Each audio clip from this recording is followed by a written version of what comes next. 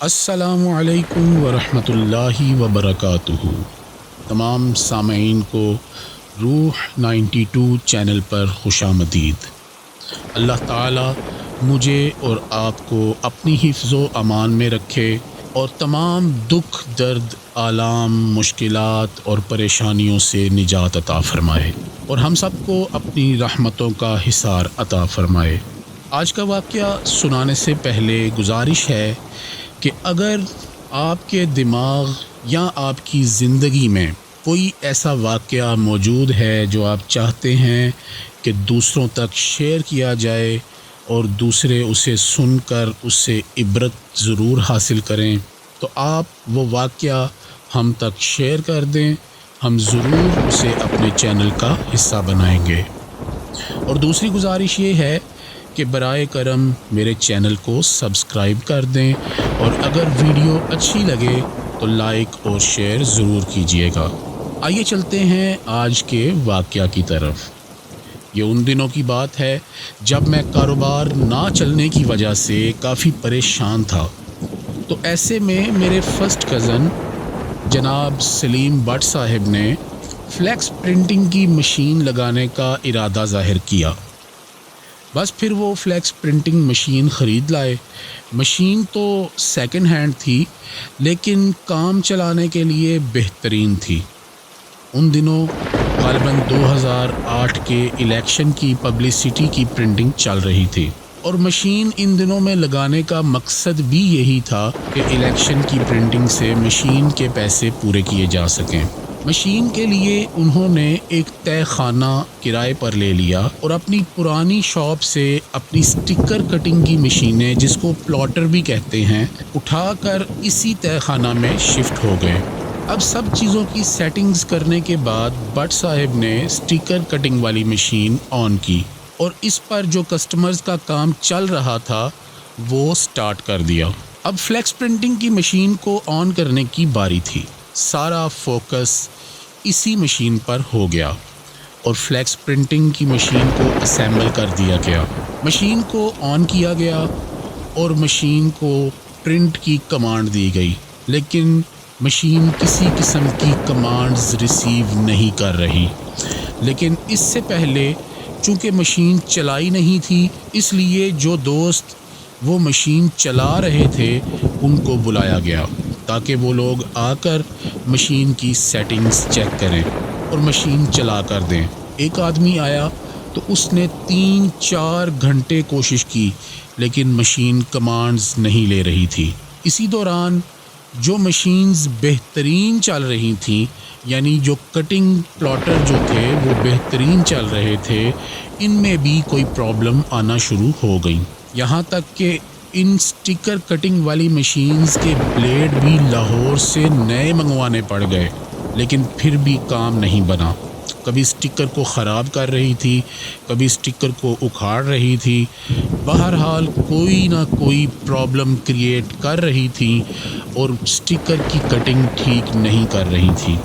میری زیادہ توجہ فلیکس مشین کی طرف تھی، لیکن ایک اور چیز تھی جس نے میری توجہ اپنی جانب مبذول کروا لی۔ جس بلڈنگ کے تہہ خانے میں یہ سیٹ اپ لگایا گیا تھا، وہ بلڈنگ کئی سالوں سے آباد نہیں ہوئی تھی۔ جب بھی وہاں کوئی آتا وہ کسی نہ کسی بنا پر کاروبار چھوڑ کر ناکام ہو کر چلا جاتا۔ یہ کمال اس بلڈنگ میں آباد اللہ پاک کی دوسری مخلوق کا تھا، جس کو ہم جنات کہتے ہیں۔ اب مجھے اس بات کا احساس اس وقت ہوا جب میں واش روم استعمال کرنے بلڈنگ کے فرسٹ فلور پر پہنچا۔ تو جیسے ہی میں وہاں پہنچا، میری ٹانگوں میں تو جیسے پانی پڑ گیا ہو۔ ایک ایک قدم اٹھانا میرے لیے محال ہو گیا۔ یہ تجربہ مجھے پہلے بھی ہو چکا تھا، اس لیے مجھے شدید احساس ہو گیا کہ یہ عمارت تو جنات کی رہائش گاہ ہے، لیکن اب میں یہ بات کسی کو بتا نہیں سکتا تھا۔ اگر اس عمارت کے فرسٹ فلور پر اتنا سخت آسیب تھا کہ جس کی موجودگی بغیر کسی وجہ کے ظاہر ہو رہی تھی، تو اندازہ کریں کہ اس کے تہہ خانے میں آسیب کا کیا حال ہوگا۔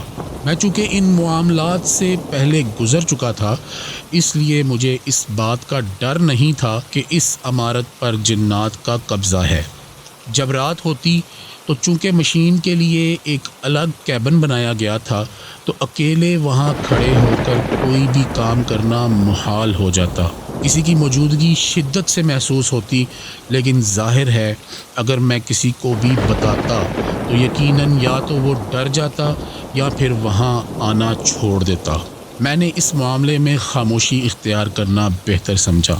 سلیم بٹ صاحب کو ایک تو فلیکس مشین نہ چلنے کی پریشانی تھی، اور دوسرا جو مشینیں چل رہی تھیں ان کی پریشانی بھی ساتھ مکس ہو گئی۔ اب صبح بٹ صاحب مشینوں کو چلانے کی کوشش کرتے اور رات کے 12 بج جاتے، لیکن ایک سیکنڈ بھی پریشانی ختم نہ ہوتی۔ کئی دن اور کئی راتیں اسی طرح ہی گزر گئے۔ ایک رات جب میں اور بٹ صاحب دفتر بند کر کے نکلنے لگے تو میں نے بٹ صاحب کو روکا اور ان سے کہا، بٹ صاحب آپ سے ایک بات کہوں، مجھے یقین ہے آپ کی مشینیں چل جائیں گی۔ بٹ صاحب حیرت سے میری طرف دیکھنے لگے۔ اب ان کے دل میں جو خیال آیا ہوگا، کسی وجہ سے مجھے اس کا علم ہو گیا، لیکن میں نے اگلی بات کرنی مناسب سمجھی۔ میں نے کہا، بٹ صاحب آپ کو ایک کام کرنا ہے، یقین کریں آپ کی مشینیں کل ہی ٹھیک ہو جائیں گی۔ کہنے لگے، وہ کیا کام ہے؟ میں نے کہا، کل صبح آپ دفتر روٹین سے 1 گھنٹہ پہلے کھول لیں اور جا کر اپنی مین چیئر پر بیٹھ جائیں، درود شریف پڑھیں اور آیت الکرسی شریف پڑھ کر اپنی چاروں جانب پھونک دیں۔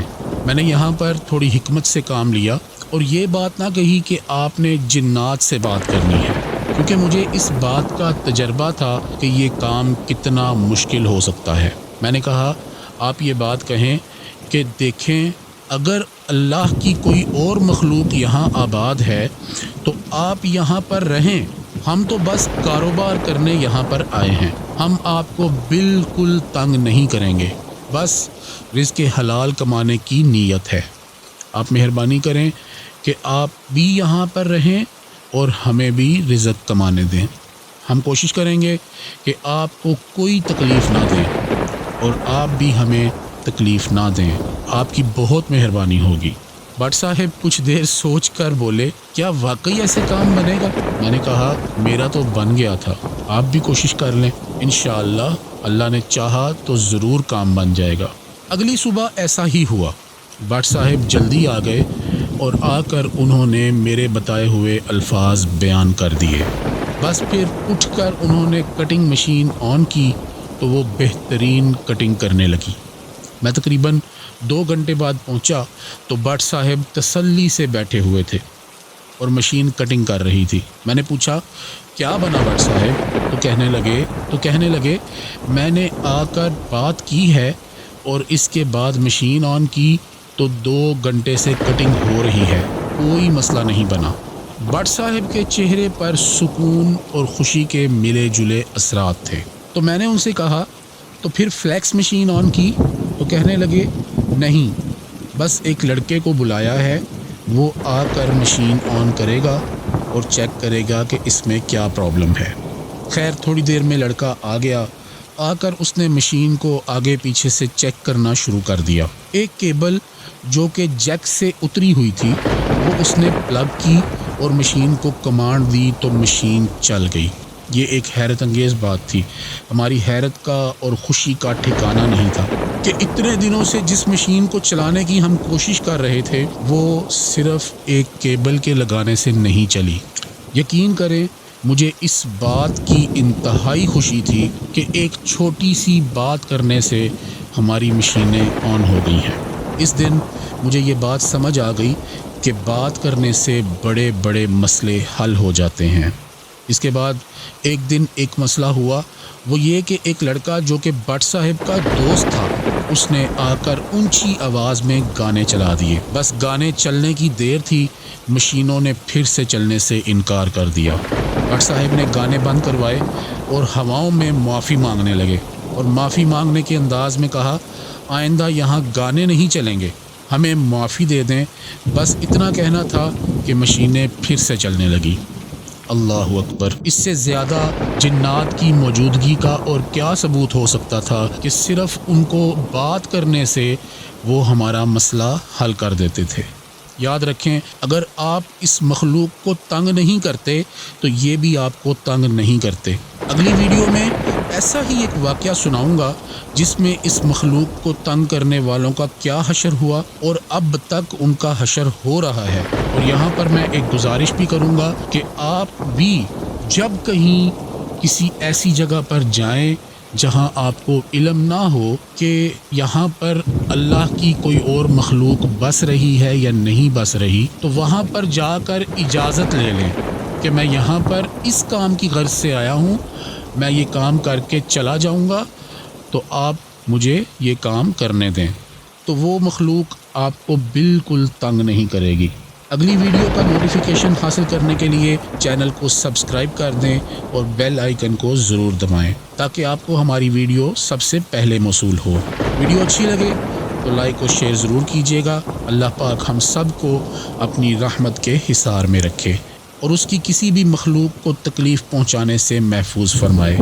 مجھے دعاؤں میں یاد رکھیے گا۔ والسلام۔